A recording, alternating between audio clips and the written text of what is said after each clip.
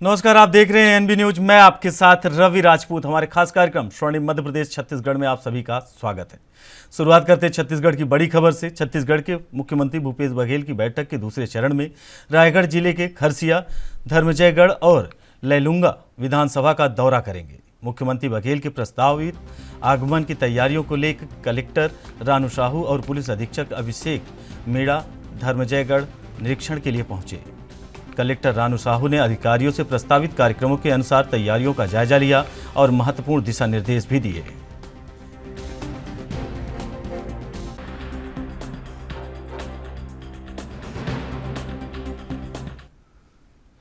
वहीं छत्तीसगढ़ सरकार राज्य के शहरी और ग्रामीण क्षेत्रों में नागरिकों के लिए चलाए जा रहे स्वास्थ्य क्लिनिकों की तर्ज पर मवेशियों को चिकित्सा सहायता प्रदान करने के लिए मोबाइल पशु चिकित्सा इकाइयों की योजना शुरू करेगी। देखिए, जिस प्रकार से यहाँ शहर में और गांव में शहरी स्वास्थ्य स्लम योजना मेडिकल मोबाइल यूनिट हमने प्रोवाइड किया, उसी प्रकार से गांव में हाट बाजार क्लिनिक योजना हमने शुरू की। अब गौवंश के लिए भी मेडिकल यूनिट हम ला रहे हैं, जो मोबाइल यूनिट होगी, जिसमें ये सुविधाएं होगी कि जहाँ भी डिमांड होगी वहाँ जाके गौवंश का इलाज किया जाएगा। उसमें चाहे वो गाय हो, भैंस हो, बकरी हो, मतलब जहाँ सूचना मिलेगी वो जाके, जैसे आप 112 में आप फ़ोन करते हैं, वो टीम पहुँच जाती है, तो उसी प्रकार से ये भी व्यवस्था होगी उसमें। ये तो सुनने में नहीं आया, ऐसा तो नहीं कि वो षड्यंत्र कर रहे हैं, दिमाग में हो कि होने वाला है उसके पहले बोल दें, तो हो सकता है उसके दिमाग में इस प्रकार की बातें हों, और फिर षड्यंत्र करने में तो उनका कोई मुकाबला है ही नहीं। और छत्तीसगढ़ में इस प्रकार की अभी कोई घटनाएं हुई नहीं। इनके शासनकाल में जरूर सब ग्रामीण, राजनीतिक, जवान सबकी मौतें हुई है। तो ये सफ़ेद झूठ बोलने में बड़े माहिर हैं। छत्तीसगढ़ की जनता से माफ़ी मांगना चाहिए, आदिवासियों से माफ़ी मांगना चाहिए। इस प्रकार से कोई घटना घटी नहीं है जिसका वो उल्लेख वो कर रहे थे, और नड्डा जी किसको माफ़ी मांगनी, इतना बड़े झूठ कैसे बोले। वहीं मध्य प्रदेश में कथित पोषण आहार के घोटाले को सीएम शिवराज सिंह चौहान और उनकी पूरी सरकार विपक्ष के निशाने पर है। आपको बता दें कि कांग्रेस ने कहा सीएम शिवराज से इस पूरे मामले का जवाब मांगा है, साथ ही कई आरोप लगाए हैं। हालांकि कमलनाथ ने प्रेस कॉन्फ्रेंस कर उसमें उन्होंने मीडिया से बात करते हुए सीएम शिवराज सिंह चौहान और उनकी सरकार के ऊपर पोषण आहार घोटाले के मामले में एजी की रिपोर्ट का जवाब देने का आरोप लगाया है। वहीं इस घोटाले के सामने आने के बाद कांग्रेस लगातार एक्टिव है।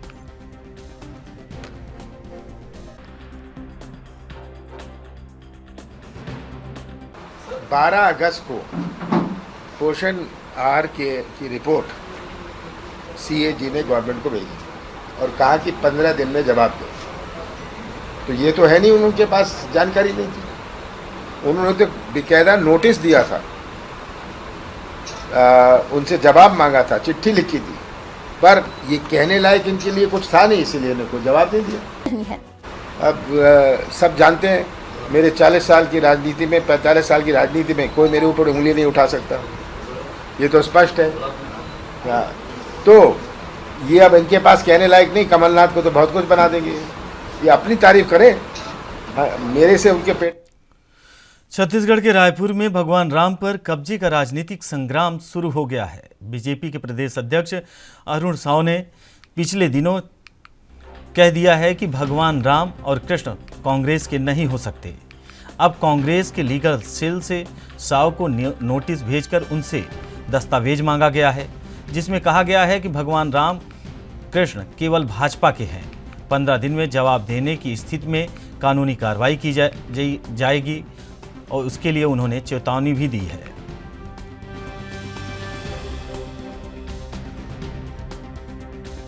भाई विजय राठौर जी ने भारतीय जनता पार्टी के प्रदेश अध्यक्ष अरुण साव जी को नोटिस भेजा है और इस रजिस्टर्ड नोटिस उनको प्राप्त हो चुकी है, उसका एक्नॉलेजमेंट विजय राठौर जी के पास आ गया है। इस नोटिस में उन्होंने 3 तथ्य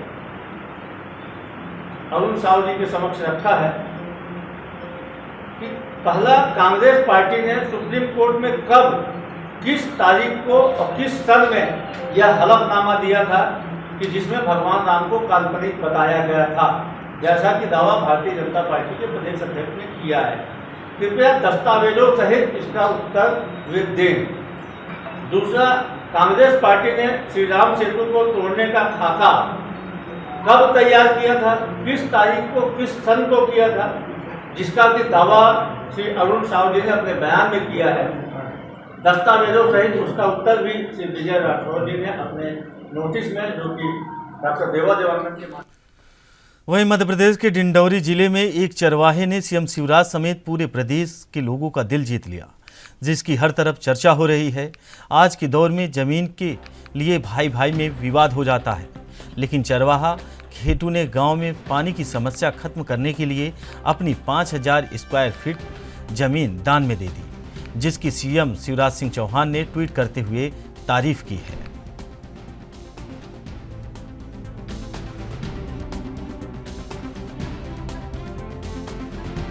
मैंने अपने बारी में दान दिया टंकी बनवाने के लिए कि भाई बस्ती वालों को तकलीफ ना हो, पानी मिलना चाहिए, संतोष रहे। कहाँ से लाते थे पानी आप? नदिया से। कितना दूर है नदी? नदिया कम से कम यहाँ से कितना ही दान। जमीन मिलती है? यहाँ जमीन नहीं मिली? हाँ, पानी टंकी के लिए आपने दिया। मैं दिया, दान पत्र कर दिया। क्या करते हो आप? बस ऐसे गौ माता चराता हूँ और थोड़ी बहुत खेती बाड़ी है, उसकी सेवा करता हूँ। पहले यहाँ पानी की बेहद समस्या होती थी। बहुत तकलीफ था साहब। तो यहाँ टंकी के लिए वो नहीं मिल रहा था जमीन? कुछ ये ग्राम पंचायत बरगांव है। यहाँ की जनसंख्या लगभग 4500 है। क्या दिक्कत थी यहाँ पर? सर यहाँ पर पानी नहीं मिल रहा था पूरे गांव में। कहाँ से पानी यहाँ नहीं ये मिला? नदी से लाते थे सर, हैंडपंप से भी लाते थे। सर नल जल योजना स्वीकृत थी ये, मगर जगह न मिलने कारण काम चालू नहीं हुआ था। और ठेको बनवासी के द्वारा दान में अपना जमीन दिया गया है, तो वहाँ पर कार्य चालू है। तो कैसा लग रहा है जब काम चालू? अच्छा लग रहा है सर, अच्छा लग रहा है। अब सब गांव वालों को पानी मिलेगा आप लोगों जी सर, और हम सब गांव वाले मिलके ठेको दादा का सम्मान करेंगे सर। जी आज तक किसी ने अपना जमीन नहीं देते हैं, बाकी ठेकेदार अपना जमीन दे दिया। हम सब बहुत बड़ा उपकार करें। हमारे शहर विधानसभा में काफ़ी गांव में पानी की बड़ी चुनौती है। अपनी शहर से लगा हुआ 5-7 किलोमीटर में ग्राम पंचायत बरगांव, वहाँ भी पानी की बड़ी दिक्कतें रहती है। बार बार हम लोग भी जाते हैं, पर जल जीवन मिशन के माध्यम से वहाँ पे राशि स्वीकृत हुई है, पर वहाँ पे ज़मीन की दिक्कतें हो रही थी, उसके कारण वहाँ पे लेट लतीफ़ हो रहा था। तो जो बनवासी जी हैं उनने अपनी कुछ ज़मीनें वहाँ पे दान दी हैं, और निश्चित ही ये काबिल तारीफ़ है कि एक आज के ज़माने में लोग 1 फीट भी 1 इंच भी ज़मीन देना नहीं चाहते। पर एक मध्य प्रदेश के उज्जैन जिले के गोनसा गांव में स्थित सरकारी स्कूल में 20 सालों से एक ही जगह पर स्थापित प्रिंसिपल पर बच्चों के भविष्य से खिलवाड़ करने का मामला सामने आया है। पीड़ित छात्रों ने प्रिंसिपल पर स्कूल में काम कराने और नंगा कर मारपीट करने का आरोप लगाया है।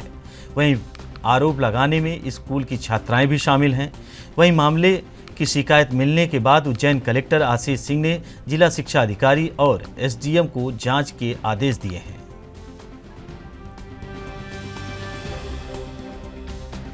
आठवीं में हूँ मैं, और रवि नाम है मेरा। और है ना, वो अभी मेरा जन्म हुआ था ना 15 अगस्त, तो है ना उस पे ना उन्होंने कहा था कि नहीं कोई भी सर आए ना तो उनको कुछ बोलना मत, नहीं तो रहना जिंदों को मार डालेंगे।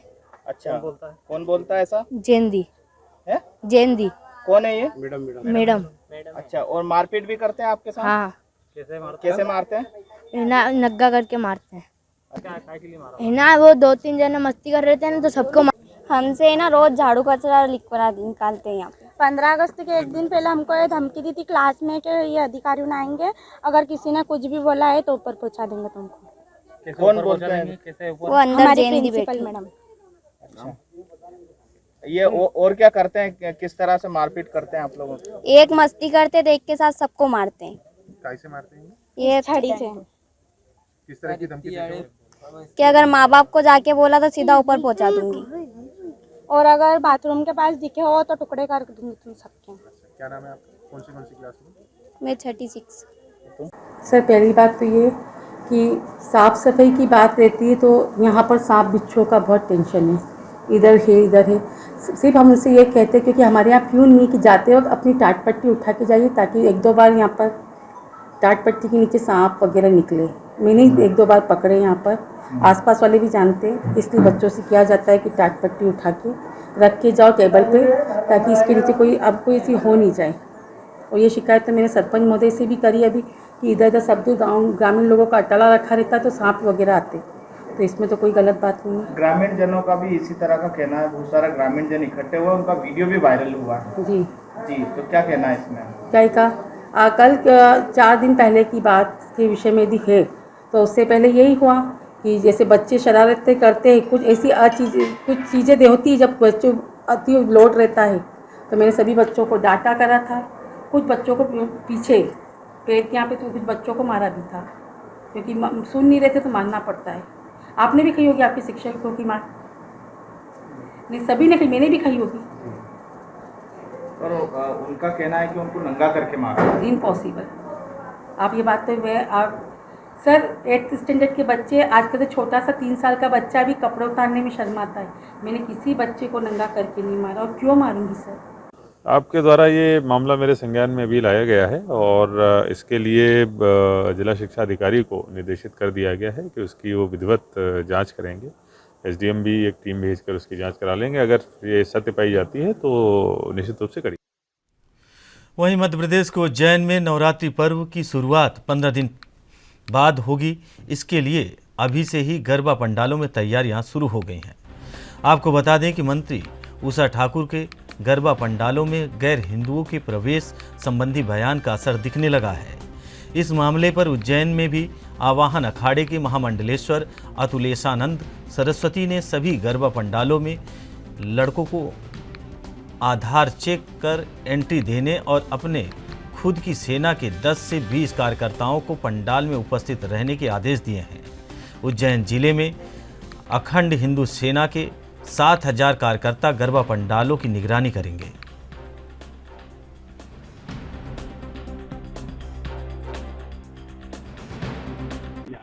जय महाकाल। शक्ति की आराधना का केंद्र नवरात्रि 9 दिन पूरे देश में विदेशों में मनाया जाता है और उसमें हमारी सनातनी बच्चियां शक्ति की आराधना करने जाती है। उन पंडालों में कुछ विधर्मी जिहादी तत्व के लोग, जिनकी मानसिकता में लव जिहाद भरा है और वो अपनी मानसिकता को बिगाड़ने के लिए या सुधारने के लिए पंडालों में घुस जाते हैं, तो ऐसे जिहादियों को दंड देने के लिए अखंड हिंदू सेना के कार्यकर्ता और उसी के आयाम में सिंह वाहिनी की बहनें सभी को तिलक लगाएंगी और रक्षा सूत्र भी बांधेंगी और सभी के आधार कार्ड चेक करे बिना किसी को भी अंदर पंडाल में नहीं घुसने दिया जाएगा। और आयोजनकर्ताओं को जहां भी शक्ति की आराधना होती है उनको सूचित किया गया है कि किसी भी अपरिचित व्यक्ति को जहां पर बेटियां हमारी आराधना करती हैं ना जाने दिया जाए। अगर कोई जिहादी तत्व का व्यक्ति वहां घुसने का प्रयास करेगा तो उस अंग भंग व्यक्ति को बिल्कुल दंड मिलेगा और उसको ऊपर कार्रवाई निश्चित रूप से होगी। ये रक्षा सूत्र बांधने की भी बात सामने आई थी और तिलक लगाने के साथ साथ क्या लड़कियों को भी वहाँ पे तैनात किया जाएगा? सिंह वाहिनी की बहनें हमारी जो शस्त्रों से सुसज्जित है, जिनको शस्त्र प्रशिक्षण दिया गया है बहनों की रक्षा के लिए, उनको वहाँ तैनात किया जाएगा कि रक्षा सूत्र भी बांधे, तिलक भी लगाए और जिन पर शक हो उनके प्रति दंडात्मक कार्रवाई करे और पुलिस के हवाले उनको कर दिया जाए, जो भी समीप थाना अंतर्गत हो। वहीं छत्तीसगढ़ के राजनांदगांव पुलिस की मुस्तैदी से गणेश विसर्जन झांकी कड़ी सुरक्षा के बीच शांतिपूर्ण संपन्न हुई। वहीं सुरक्षा के दृष्टिगत राजनांदगांव पुलिस द्वारा एक सप्ताह के दौरान रात्रि 1 से 3 के बीच घूमने वाले असामाजिक तत्वों के 175 मोटरसाइकिलों को जब्त कर लिया, वैधानिक कार्रवाई कर न्यायालय में पेश किया है।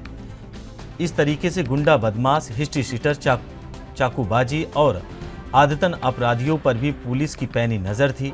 इसके तहत झांकी के दौरान 21 लोगों के खिलाफ कार्रवाई की गई। बीती रात कुल 43 आरोपियों के विरुद्ध कार्रवाई की गई, जिनके पास से पुलिस ने धारदार हथियार जब्त किए हैं। राजनांद गांव में प्रतिवर्ष की भांति इस वर्ष भी गणेश विसर्जन झांकी का आयोजन किया गया था। इसमें पुलिस की व्यापक सुरक्षा व्यवस्था लगाई गई थी, जिसकी सभी वर्ग ने काफ़ी प्रशंसा किया। और इसमें मैं जानकारी के लिए बता दूं, हम लोगों ने लगातार इसमें 1 सप्ताह तक मेहनत किया और उसका परिणाम ये रहा कि बिना कोई घटना के निर्विघ्न रूप से इतना बड़ा आयोजन संपन्न हुआ। और इसमें कहीं ना कहीं यहाँ के स्थानीय जन, स्थानीय नागरिक और प्रेस और पुलिस का काफ़ी कोऑपरेशन रहा। और दूसरी बात यह कि हम लोगों ने लगातार इसमें काम किया और हर झांकी के पीछे, हर पंडाल के पीछे हमने पुलिस की व्यवस्था दी। उसका नतीजा यह रहा कि तकरीबन 43 लोगों को हम लोगों ने कल। वहीं भिंड जिले में आज private school association Madhya Pradesh के द्वारा जिले के 150 कर्मठ प्राइवेट शिक्षकों का सम्मान किया गया। इस अवसर पर कलेक्टर सतीश कुमार एस, जिला शिक्षा अधिकारी हरिभुवन सिंह तोमर समेत कई अधिकारी मौजूद रहे। वहीं इस कार्यक्रम का शुभारंभ सरस्वती पूजन और बच्चों के द्वारा किया गया। कार्यक्रम के अंत में कलेक्टर सतीश कुमार एस और कामना भदौरिया पंचायत ने कहा कि शिक्षक शिक्षिका होते हैं, चाहे वह प्राइवेट हो या सरकारी, सफल जीवन बनाने के लिए शिक्षक की भूमिका महत्वपूर्ण होती है।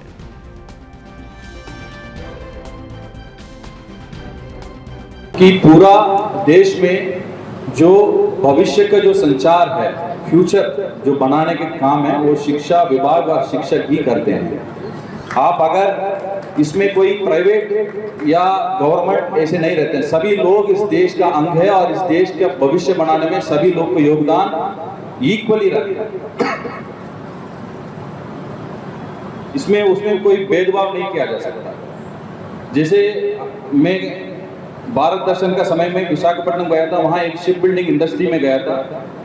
वहाँ शिप बिल्डिंग इंडस्ट्री में वहाँ लिखा गया था कि we are building a ship and thereby a nation. शिक्षक में ही ये गुण है। एक बोला जाता है कि with great powers come great responsibilities. आप लोगों के पास बहुत पावर्स हैं क्योंकि आप इस देश की नींव को रख रहे हैं, इस देश के फ्यूचर को आगे ला रहे हैं। इसी के साथ आप लोगों के बहुत बड़ी रिस्पॉन्सिबिलिटी है इस चीज़ की। तो मैं इसीलिए ये कहूँगी कि आप शिक्षकों का जो निरंतर अथक प्रयास में लगे हुए हैं कि देश का भविष्य उज्जवल हो, और इसमें लगे रहना भी बहुत निष्ठुता के साथ जो लगे हुए हैं। वहीं छत्तीसगढ़ के सूरजपुर में श्रमिक संगठनों के चल रहे वेरिफिकेशन वर्ष 2022 में एचएमएस और बीएमएस के सदस्यों को जोड़ा गया और सभी श्रमिक संगठन अपने संगठनों में श्रमिकों को जोड़ने के लिए प्रतिवर्ष की भांति इस वर्ष भी अपने प्रतिद्वंदियों से आगे रहे। श्रमिक नेता अधिक से अधिक अपने संगठन के सदस्य जोड़ने के लिए सफल रहे। इस वर्ष कोयला मजदूर सभा द्वारा सदस्यता सत्यापन में श्रमिक संगठन के वरिष्ठ अनुभवी श्रमिक नेताओं के साथ युवा ने भी उनके मार्गदर्शन में युवाओं को संगठन की सदस्यता दिलाने में अपनी अहम भूमिका निभाई।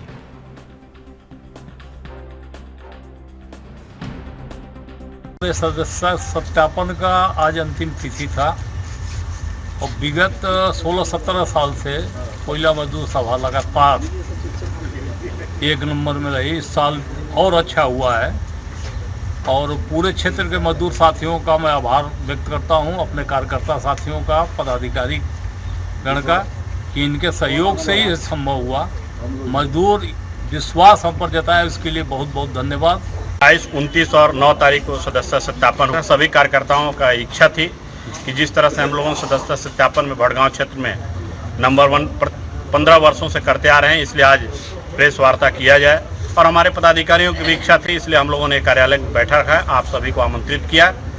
और ये चूँकि 15-17 वर्षों से भड़गांव क्षेत्र अग्रणी रहा है, इसके लिए मैं अपने क्षेत्र के इकाई के पदाधिकारी, इकाई के कार्यकर्ता और क्षेत्र के सभी पदाधिकारियों को अपने मजदूर सभा की ओर से, कोयला मजदूर सभा की ओर से हार्दिक अभिनंदन वंदन करते हैं। और मैं चाहता हूं कि जिस तरह से हम लोगों ने प्रत्येक वर्ष करते आ रहे हैं, अगले वर्ष भी इसी तरह से करें और सदस्य सत्यापन भाग रहे मजदूरों के बीच कार्य करते रहेंगे तो हमारी सदस्य सत्यापन प्रत्येक वर्ष से भी और अच्छी अगले वर्ष होगी। इसी के लिए मैं सभी कार्यकर्ताओं को वहीं छत्तीसगढ़ के बेमेतरा जिले के बेरला थाना क्षेत्र के सोड़ सिवार गांव के पास नदी में पानी के तेज बहाव में एक युवक के लापता होने का मामला सामने आया है। जानकारी के मुताबिक गणेश विसर्जन के दौरान शिवनाथ नदी के तेज बहाव में युवक बह गया। वहीं लापता युवक की तलाश में रेस्क्यू टीम जुट गई है। वहीं लापता युवक की पहचान 22 वर्षीय विक्की मरकाम के रूप में हुई है।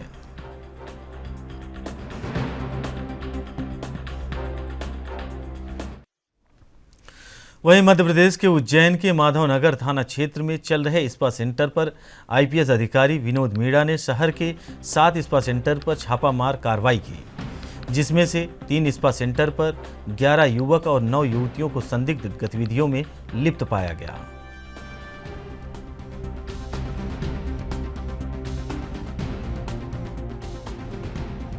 ज़्यादा थी, उसमें हमें कुल 3 स्पा सेंटर्स में एविडेंस मिले जो इस चीज़ को पुख्ता तौर पर प्रूव करते थे कि इस तरीके की अवैध गतिविधि का संचालन किया जाता है। तो उन तीनों स्पा सेंटर के विरुद्ध हम पीट एक्ट के तहत कार्रवाई कर रहे हैं। अच्छा, इसमें ऐसा पता चला है कि इसमें युवा मोर्चा का प्रदेश कार्य समिति सदस्य भी पकड़ाया है? नहीं, मुझे इसकी जानकारी नहीं है। हमने जहाँ पे रेड किया वहाँ पे जो 3 सेंटर्स हैं वहाँ पे जो भी लोग मौजूद थे हम सबको थाने के अंदर लेके आ गए। हम वेरीफाई करेंगे इस चीज़ अंदर कि किन किन की संलिप्तता है और किन की नहीं है। सर, कितनी लड़कियाँ और कितने लड़के पकड़ाए गए? टोटल मेरे ख्याल में 9 लड़कियाँ और 7 लड़के हैं। सर, इनको किन किन हिस्सों में पकड़ा गया है? ये एक तो मूनलाइट थाई है अपना, और एक अपना ऑसम, और एक अपना रिलैक्स स्पा सेंटर। अच्छा, और किसी प्रकार की अन्य आवेदन को इससे मिली है? नहीं, अभी भविष्य में भी हम अगर ऐसे स्पा सेंटर्स हैं, हमने अब पुलिस द्वारा इनको समय समय पर सूचना भी प्रदान की जाती थी कि भाई आप इस तरीके की अवैध गतिविधि अगर कर रहे हैं तो ना कीजिए। पुलिस द्वारा चेकिंग भी अभियान भी चलाया जाता था, पर उसके बावजूद भी इस तरीके की अवैध गतिविधि का संचालन कर रहे थे। तो इसी सिलसिले में भविष्य में भी इनके खिलाफ ऐसी कार्रवाई की जाएगी अगर ये करते हैं। स्वर्णिम मध्य प्रदेश छत्तीसगढ़ में फिलहाल हमारे साथ इतना ही। बाकी खबरों से जुड़े रहने के लिए देखते रहिए ANB न्यूज़। नमस्कार।